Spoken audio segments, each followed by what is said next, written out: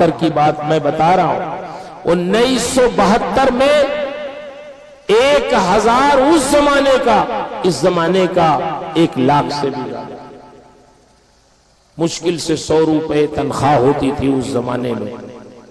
آج تنخواہیں اس حساب سے دیکھیں تو 100 روپے کیا 1 لاکھ روپے تنخواہیں ہو چکی ہیں، ہزاروں روپے تنخواہیں ہو چکی ہیں۔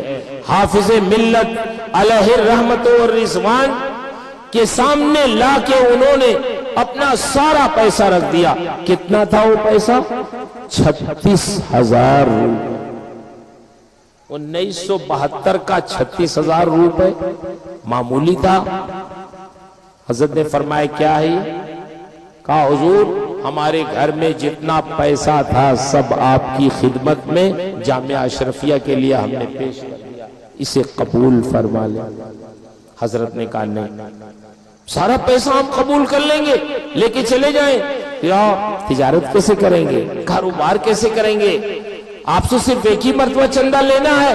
نہیں، چلیے اس میں سے تھوڑا سا ہم قبول کر لیتے ہیں، لے جائیے، اب آپ تجارت کیجئے اس سے، ہمیں تو بار بار آپ سے لینا ہے، 1 ہی بار میں سارا پیسہ اٹھا لے جائیں گے، پھر یہ بال بچے ہیں، ماں باپ ہیں، ساری ضرورتیں ہیں۔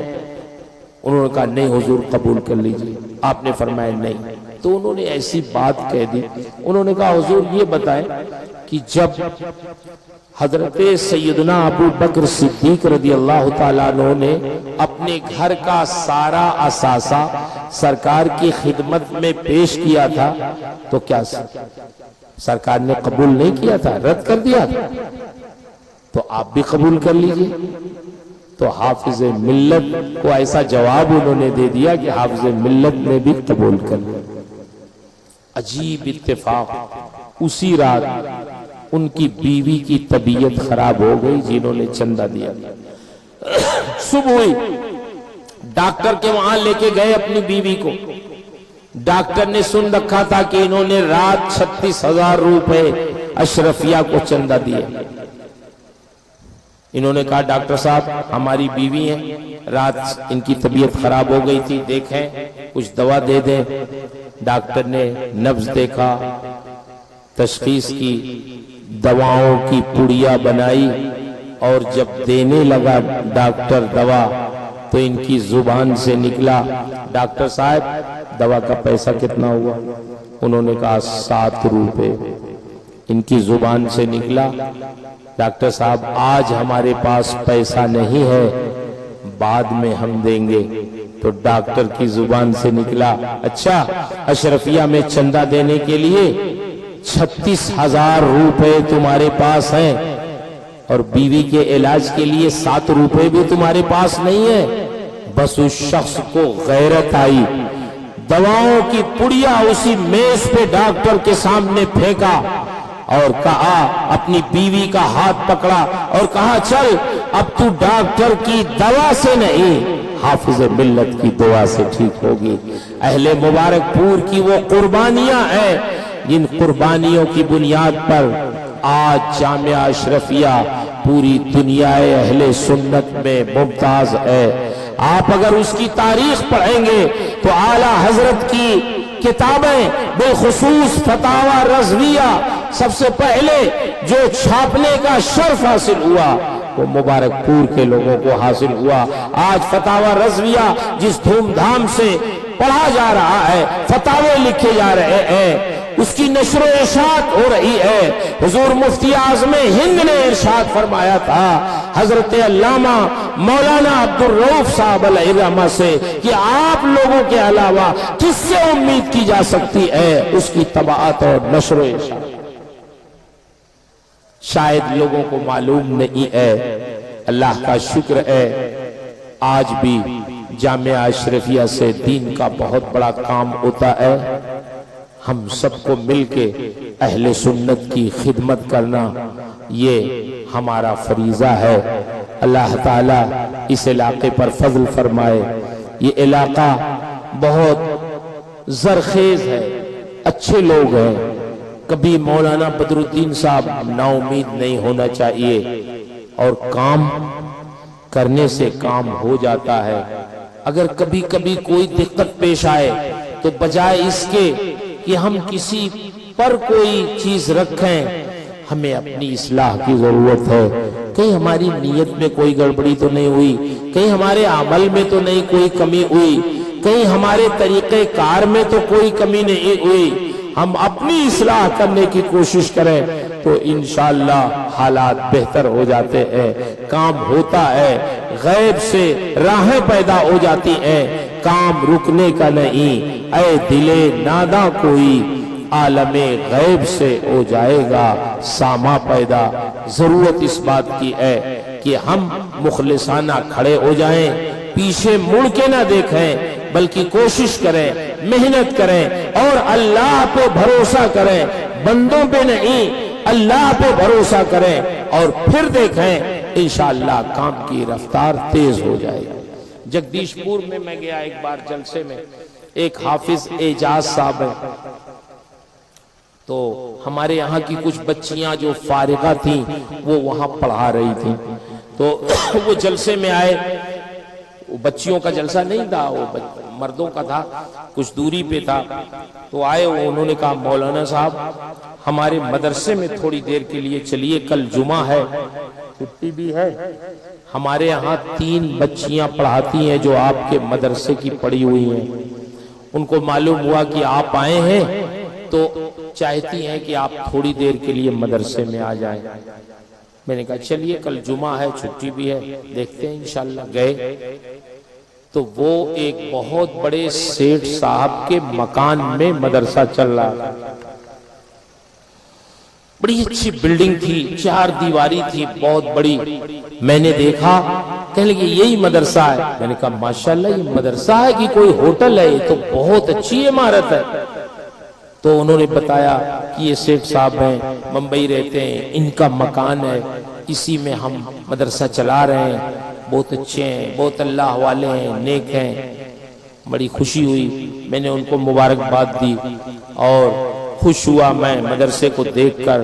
نماز جمعہ بھی میں نے وہیں پڑھی، اور پھر حافظ اعجاز صاحب سے میں نے کہا کہ مدرسہ چلائیے، لیکن اس کے لیے کوئی زمین تلاش لیجئے، مدرسے کو مدرسے کی زمین پہ چلائیے گا۔ یہ سیٹھ صاحب کبھی بھی ناراض ہو سکتے ہیں، جب ناراض ہوں گے تو آپ سے کہیں گے اپنا مدرسہ اٹھا کے لے جائیے، تو 12 بجے رات میں بھی آپ کو خالی کرنا۔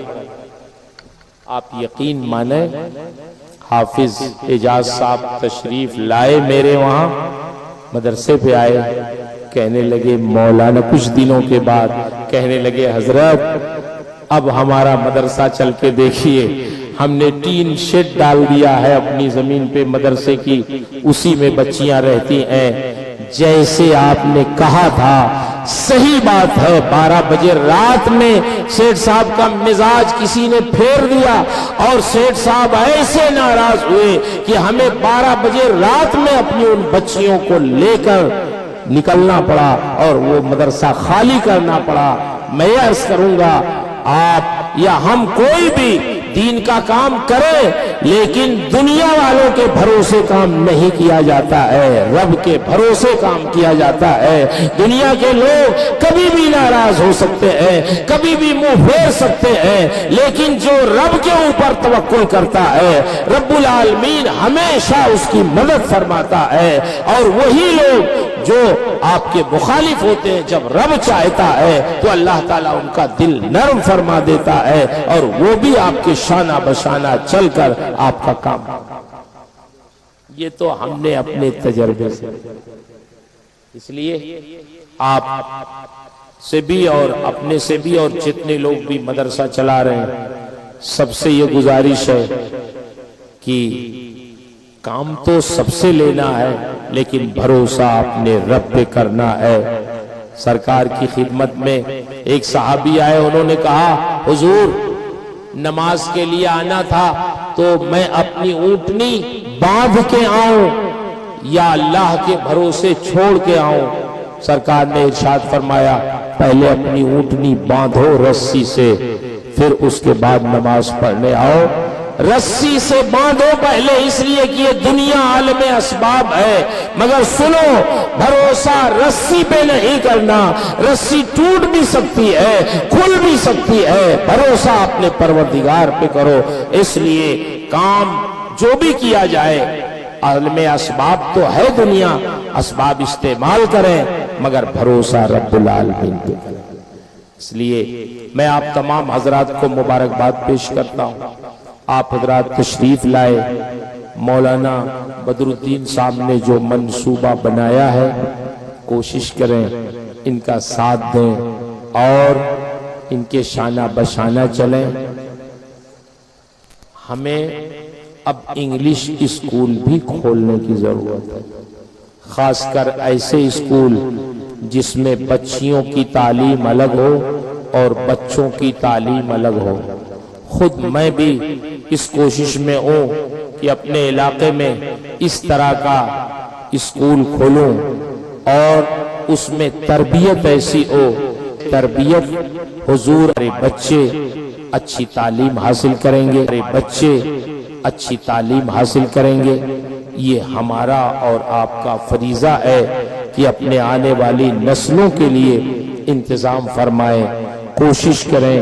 جب کوئی ادارہ قائم ہو جاتا ہے تو نسلیں اس سے فائدہ اٹھاتی ہیں، کیا پتا آپ کے بعد لوگ انتظام نہ کر پائیں، اتنی سہولت نہ ہو پائے یا مال کی اتنی وسعت نہ ہو، اس لیے اپنے زمانے میں کچھ کر کے جائیں۔ اللہ تعالیٰ آپ کو ہم سب کو توفیقات سے نوازے۔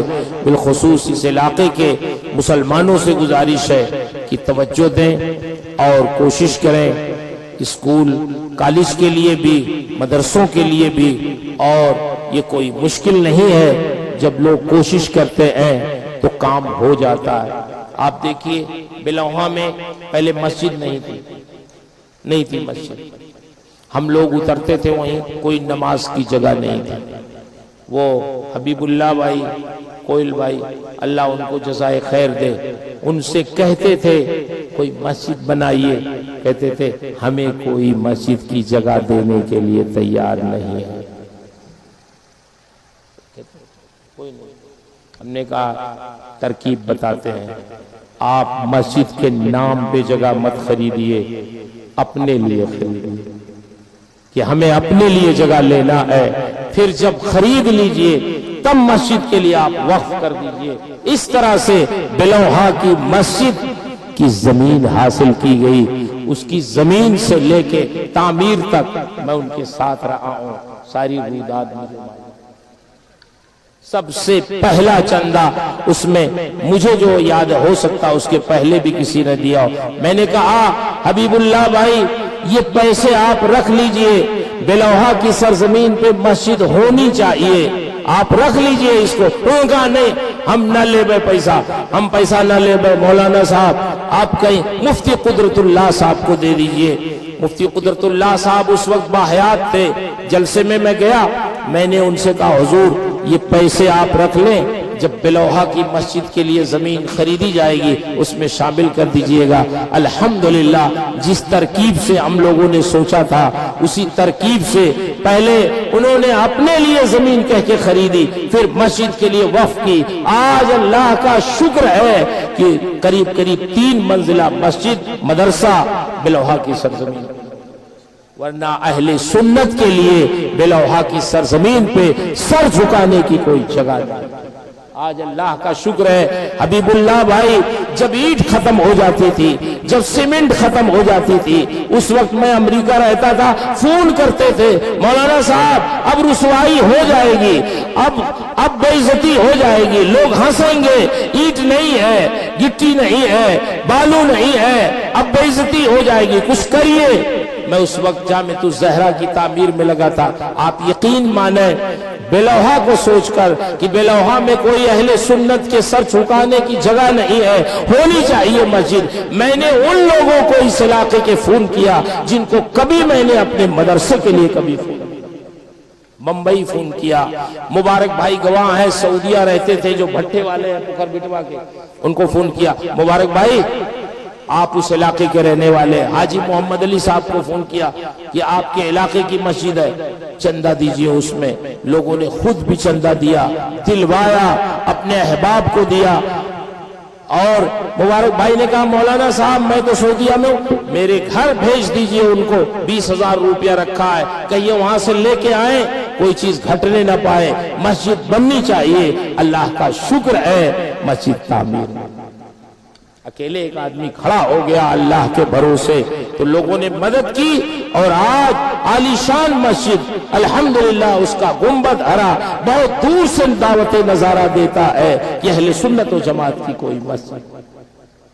اس لیے شکوہ کرنے کی ضرورت نہیں ہے. شکوہ ظلمت شب سے تو کہیں بہتر تھا اپنے حصے کی کوئی شمع جلائی جائے. جو شمع ہمارے حصے کی ہے وہ جلا کے جائیے. کسی سے شکوہ کرنے کی کوئی ضرورت، کام شروع کر دیں گے تو انشاءاللہ غیب سے اللہ اس کی تکمیل. اس لیے کبھی آپ اپنے کو اکیلا بھی نہ سمجھیں، اللہ آپ کے ساتھ ہے. اللہ کے بھروسے کام کیجئے. ہاں یہ ضرور میں نصیحت کروں گا، امانت و دیانت سے کام کیجئے، پاک دامنی سے کام کیجئے، پاکیزگی سے کام کیجئے. مدرسے کی جو امانت ہے اس امانت کی حفاظت کیجئے. انشاءاللہ غیب سے آپ کے پاس رقوم پہنچتے رہیں گی، کام ہوتا رہے گا. یہ تو ہم نے اپنی زندگی میں مختصر سی دیکھا ہے. ان کے دل اللہ کے قبضے میں ہے. مومنین کے دل اللہ کے قبضے میں، اللہ جیسا چاہتا پھیرتا رہتا ہے. بس بہت زیادہ نہیں کچھ کہنا ہے. آج کچھ میں نے وہ بات بھی کہہ دی جس کو مجھے نہیں کہنا چاہیے تھا، بہت دنوں تک میرے دل میں تھی، لیکن یہ سب باتیں کہنے کی نہیں ہوتی. مگر ایک بات آ گئی تو میں نے کہا کہ جب کوئی بندہ خدا خلوص کے ساتھ کھڑا ہو جاتا ہے تو اللہ تعالیٰ غیب سے اس کے لیے اسباب پیدا فرما دیتا ہے. مولانا صاحب کھڑے ہیں تو مولانا صاحب کو نصیحت بھی ہے کہ آپ کام شروع کریں، امانت و دیانت سے کریں، انشاءاللہ غیب سے اسباب پیدا ہو جائے گا. ہم نے جامعۃ الزہرا کا کام شروع کیا تھا، ایک کرائے کی جگہ سے شروع کیا تھا، 3 بچیوں سے شروع کیا تھا. آج الحمدللہ جامعۃ الزہرا کی اپنی الگ بلڈنگ ہے، شاندار 3 منزلہ اس کی بلڈنگ ہے. 600 سے زیادہ بچیاں پڑھتی ہیں.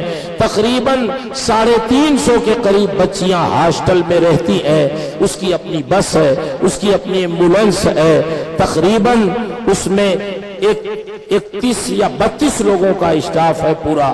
اللہ کا شکر ہے، اللہ تعالیٰ اس کا خرچ پورا فرماتا. تو اس لیے ہمیں کام کی ضرورت ہے، کام کریں گے تو اللہ ہماری مدد فرمائے گا. میں نے جو کچھ بھی عرض کیا اس میں جو حق کا جو صحیح کا جو ثواب کا وہ سب ہمارے رب کی طرف سے ہے. اور ہمارے بیان میں، ہماری تعبیر میں، ہمارے سمجھانے میں، ہمارے کہنے میں جو غلطیاں ہیں وہ سب ہماری طرف سے ہیں. اللہ تعالی ہمیں حق کہنے، حق سنانے، حق پہ قائم رہنے اور حق کی نشر و اشاعت کی توفیق عطا فرمائے. استغفر اللہ ربی من کل ذنب و اتوب الیہ. السلام علیکم.